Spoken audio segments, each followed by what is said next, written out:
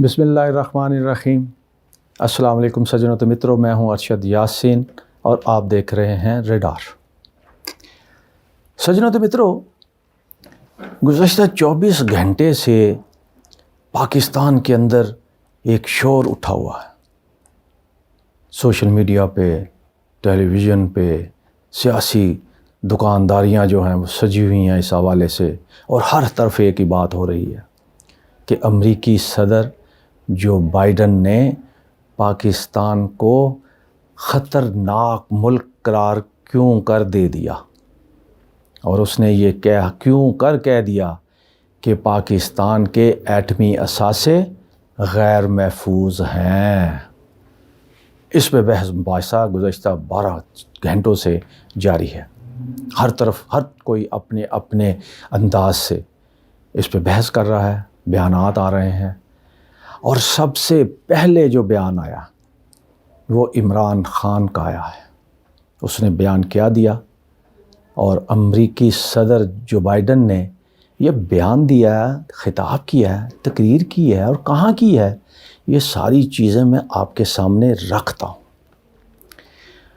और उसके साथ साथ ये भी बताता हूँ कि अमरीकी सदर के ख़तरनाक इरादे हैं क्या, उनका एजेंडा दरअसल है क्या। और इस पे भी बात करते हैं कि हमारे वज़ीर ख़ारजा जब से उन्होंने वज़ारत का हलफ उठाया है, वो अमेरिका के दौरे पे थे, हनीमून भी साथ साथ ही मना रहे थे वज़ारत का, और चंद दिन पहले ही पाकिस्तान आए।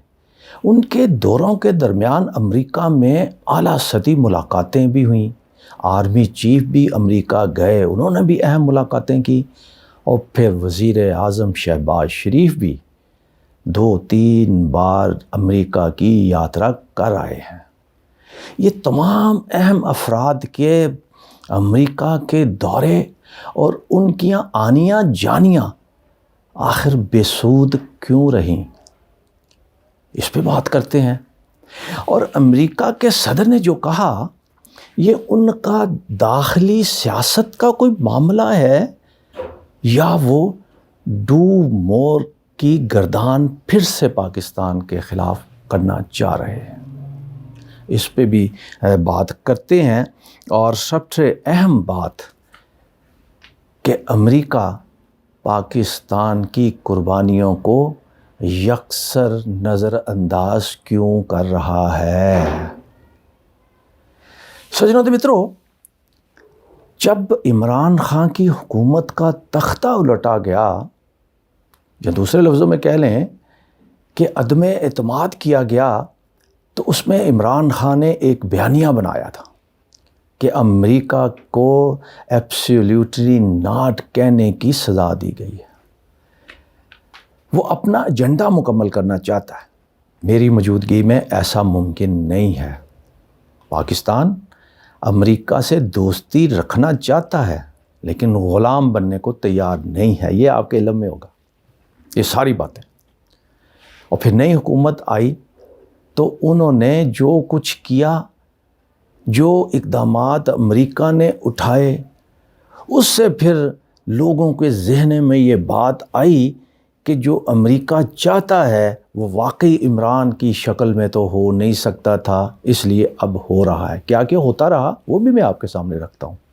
असल में मैं पहले आपको बताऊँ कि कल डेमोक्रेटिक कांग्रेस की कमेटी से ख़िताब करते हुए अमरीकी सदर जो बाइडन ने जहाँ रूस और चीन का ज़िक्र किया, वहीं उन्होंने पाकिस्तान के मुतल्लिक़ ये 2 अहम जुमले भी अदा कर दिए कि पाकिस्तान उन ख़तरनाक तरीन मुल्कों में से है जो इंतहाई ख़तरनाक हैं, और पाकिस्तान के एटमी असासे गैर महफूज हैं, और वो किसी के भी हाथ लग सकते हैं और कोई भी उन्हें इस्तेमाल कर सकता है। सज्जनों तो मित्रों, ये अमरीकी सदर की ख़िताब की कह लीजिए, तकरीर कह लीजिए, या जो मर्ज़ी इसको अपने अंदाज से कह लीजिए, ये पाकिस्तान की सलामती पर खुला खुला हमला है। اور پاکستان کی تاریخ کے اندر اس طرح کسی بھی امریکی صدر نے اس انداز سے پاکستان کو پر تنقید نہیں کی، اور خصوصی طور پہ ایٹمی اثاثوں پر۔ اور ہمیشہ پاکستان کے ساتھ امریکی صدور جب بھی رہے، انہوں نے ہمیشہ پاکستان کی تعریف کی۔ پاکستان کے ایٹمی اثاثوں کے حوالے سے انہوں نے ان کے معیار، ان کے کنٹرول اور یہ سارے معاملات کو تسلی بخش ہمیشہ قرار دیا۔ بیک ڈور معاملات میں کچھ بھی ہوتا ہو، لیکن بظاہر انہوں نے کبھی ہرزہ سرائی پاکستان کے ایٹمی اثاثوں سے متعلق نہیں کی۔ اب امریکی صدر کا یہ بیان پاکستان کے سیاسی قائدین کو جیسے سانپ سونگھ گیا ہو۔ کسی طرف سے کوئی بیان، کوئی سٹیٹمنٹ، کوئی رد عمل، کوئی ٹویٹس کسی کا نہیں آیا۔ لوگ بحث مباحثہ کرتے رہے، شدید نفرت کا اظہار کرتے رہے۔ سب سے پہلے سابق وزیر اعظم عمران خان کی سٹیٹمنٹ آئی۔ انہوں نے نہ صرف اس بیان کی مذمت کی، بلکہ امریکی صدر جو بائیڈن کو آئینہ بھی دکھایا۔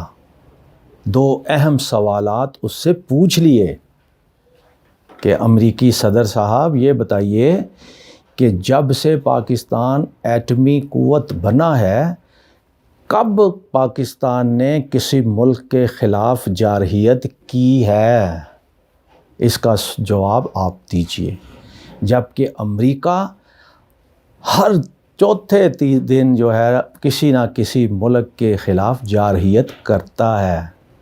بھارت کا تو وتیرہ بن چکا ہے یہ اس طرح کی جارحیت کرنا۔ اور دوسرا سوال انہوں نے امریکی صدر سے یہ پوچھا کہ جناب جو بائیڈن یہ بھی بتائیے کہ آپ نے کن معلومات کی روشنی میں یہ بات کی ہے، آپ کو کون سے ذرائع سے یہ معلومات ملی ہیں کہ ہمارے اثاثے غیر محفوظ ہیں، اس کا بھی جواب دیجئے۔ اس کے علاوہ بھی انہوں نے کافی تلخ باتیں کی، سخت باتیں کی، لیکن عمران خان کی ان سٹیٹمنٹ کے بعد پھر پاکستان کی حکومت کے لوگوں کو بھی ہوش آئی کہ ہمیں بھی کچھ نہ کچھ کہہ دینا چاہیے۔ اور سب سے پہلے وزیر خارجہ بلاول بھٹو جو ایک پریس کانفرنس کر رہے تھے اور پریس کانفرنس میں علاقائی معاملات ڈسکس کر رہے تھے، اپنے الیکشن کی ضمنی الیکشن کے اندر اپنے امیدوار کی کارکردگی بتا رہے تھے، وہاں ان کو ایک سوال ہو گیا کہ جناب امریکی صدر نے پاکستان سے متعلق یہ کہا، ان کے اس وقت تک علم میں نہیں تھا شاید۔ انہوں نے یہ کہا، اس کا جواب یہ دیتے ہیں وزیر خارجہ صاحب کہ یہ انہوں نے کسی غلط فہمی کی بنیاد پہ ایسا دے دیا ہوگا، ایسا بیان دے دیا ہوگا، کسی غلط فہمی کی وجہ سے انہوں نے ایسا کہا ہوگا۔ اصل میں ان کی اس بیان سے پاکستان اور امریکہ کے تعلقات پر کوئی اثر نہیں پڑے گا۔ ساتھ ساتھ انہوں نے ایک اور بات کر دی کہ امریکی سفیر کو طلب کر کے ان کا ڈی مارشل کریں گے۔ بات ختم، آئی گئی ہو گئی۔ پھر میاں نواز شریف صاحب کا لندن سے بھی آ گیا کہ جناب پاکستان کے اثاثے تو محفوظ ہاتھوں میں ہیں، اور یقیناً ان کو یہ کہنا چاہیے تھا، انہوں نے وہ بات کی، مذمت نہیں کی امریکہ کی، امریکی صدر کی یا اور طرح کے معاملات میں، 2 جملوں میں۔ اس کے بعد مریم بی بی کیسے خاموش رہ سکتی تھی؟ انہوں نے آؤ دیکھا نہ تاؤ دیکھا، انہوں نے امریکی صدر کی بیان کی مذمت کرنے کی بجائے، امریکہ کو برا بھلا کہنے کی بجائے اور ان کو شٹ اپ کال دینے کے بجائے، انہوں نے عمران خان کو شٹ اپ کال دے دی کہ آپ نے جو امریکی صدر کے بیان پر رد عمل دیا ہے، آپ کو شرم آنی چاہیے۔ اب مجھے یہ سمجھ نہیں آئی کہ یہ مریم نواز نے امریکی صدر جو بائیڈن کی حمایت کی ہے یا مخالفت کی ہے، آپ شاید سمجھ گئے ہوں۔ اب شہباز شریف نے، وزیر اعظم پاکستان نے بھی بعد میں اس پہ شدید رد عمل ظاہر کیا، اور میں یہ سمجھتا ہوں کہ وزیر اعظم شہباز شریف کا بیان پاکستان کے کسی بھی محب الوطن سیاستدان اور وزیر اعظم کے شان تھا۔ انہیں پوری ہسٹری کے مطابق، پورے جو معاملات تھے اس کے مطابق امریکی صدر کے اس بیان کی مذمت بھی کی، اور پاکستان کے جو ایٹمی اثاثوں کے حوالے سے جو کنٹرول سسٹم ہے اس کے حوالے سے بھی انہوں نے گفتگو کی، اور میں سمجھتا ہوں کہ شہباز شریف کا بیان جو تھا وہ وقت کی ضرورت تھا اور انہوں نے دیا۔ باقی آج جو میں یہ بات کرنا چاہ رہا ہوں، جس طرح میں اکثر کہہ دیتا ہوں کہ مریم نواز کا معاملہ ہو یا بلاول کا معاملہ ہو، ان کو سو خون بھی معاف، کیونکہ وہ تو بھی بچے ہیں، ابھی تو وہ سیکھ رہے ہیں، اس لیے انہوں نے جو باتیں کی ہیں ان کو اپنے دل پہ نہ لگائیں ہیں آپ سجرت مترو، بچوں کی غلطیاں سمجھ کے چھوڑ دیں، آہستہ آہستہ سیکھ جائیں گے سیاست کیا ہوتی ہے، کیسے کرنی پڑتی ہے۔ اب آپ کو ایک اور بات میں بتاؤں، امریکی صدر نے یہ کہا کیوں؟ یہ بات تو طے ہے کہ امریکہ شروع سے اس خطے میں بھارت کو چودھری بنانا چاہتا ہے۔ اب عمران خان کے ساتھ جو یہ ہو نہیں سکتا تھا ان کی موجودگی میں، اب نئی حکومت آئی تو اس نئی حکومت نے بھارت کے اندر ٹریڈ منسٹر بنانے کی بھرپور کوشش کی، لیکن اس میں بلاول بھٹو بیچ میں آ گئے، بات رہ گئی۔ پھر کبھی تجارت کی بھی بات کرتے ہیں، کبھی مریم نواز کے داماد کے لیے توانائی کے پلانٹ بھی انڈیا سے منگوانے کی باتیں ہوتی ہیں تجارت کی آڑ میں، یہ ساری چیزیں آپ کے علم میں ہیں۔ لیکن جو میں بات کرنے جا رہا ہوں وہ یہ ہے کہ امریکہ کو یہ دکھ ہے کہ افغانستان کی شکست میں پاکستان نے امریکہ کا ساتھ نہیں دیا اور ان کا سہارا نہیں بنے، جس کی وجہ سے امریکہ کو ذلیل و رسوا ہو کر افغانستان سے بھاگنا پڑا۔ اب اس کا بدلہ وہ پاکستان سے بھی اور افغانستان کے طالبان سے بھی لینا چاہتے ہیں، جو وہاں پر جہاد کر رہے تھے اور جنہوں نے امریکی فوج کا ڈٹ کر مقابلہ کیا اور ان کو وہاں سے بھاگنے پر مجبور کیا۔ اب ہوا کیا؟ اب یہ سارے معاملات میں پھر پاکستان میں تبدیلی، حکومت کی تبدیلی، پھر آنن فانن ڈرون حملے بھی شروع ہو گئے، اور پھر آپ نے دیکھا کہ افغانستان کے اندر طالبان القاعدہ کے سربراہ ایمن الظواہری کو بھی کو ہلاک کر دیا گیا، اور افغانستان کے لوگ یہ کہتے ہیں کہ یہ سہولت کاری پاکستان سے ہوئی۔ یہ الزام بھی ہو سکتا ہے، لیکن یہ موجودہ حکومت اس معاملے میں بالکل خاموش ہے۔